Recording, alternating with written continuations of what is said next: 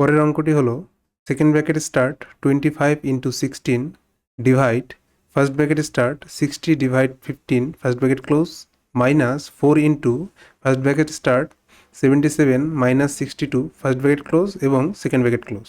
তারপর divide first bracket start 20 into 6 divide 3 first bracket closed. অঙ্কটিতে কোথাও লাইন ব্র্যাকেট নেই, তো ফার্স্ট ব্র্যাকেট দিয়ে অঙ্কটি শুরু করতে হবে। তিনটে ফার্স্ট ব্র্যাকেট রয়েছে।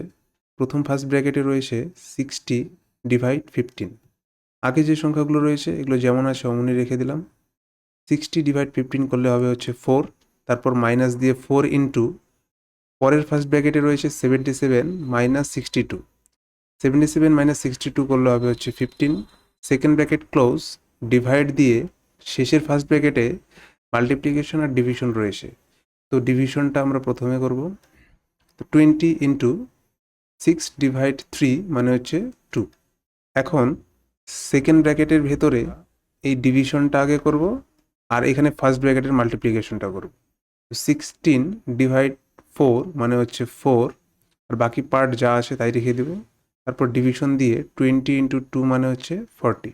এরপরে সেকেন্ড ব্র্যাকেটের ভেতরে মাল্টিপ্লিকেশন আর সাবট্রাকশনের মধ্যে আমরা মাল্টিপ্লিকেশন আগে করব। দুটো মাল্টিপ্লিকেশন রয়েছে, একটা হচ্ছে 25 ইন্টু 4 আর একটা হচ্ছে 4 ইন্টু 15। তো 25 ইন্টু 4 মানে হচ্ছে 100, মাইনাস দিয়ে 4 ইন্টু 15 মানে হচ্ছে 60, তারপর ব্র্যাকেট ক্লোজ ডিভাইড 40টা যেমন আছে মনে রেখে দেব। এরপরে সেকেন্ড ব্র্যাকেটের ভেতরে 100 মাইনাস 60 রয়েছে, 100 মাইনাস 60 মানে 40 ডিভাইড, তারপরে 40টা যেমন আছে মনে রেখে দিলাম। 40 ডিভাইড 40 মানে হচ্ছে 1, এটা হচ্ছে অ্যান্সার।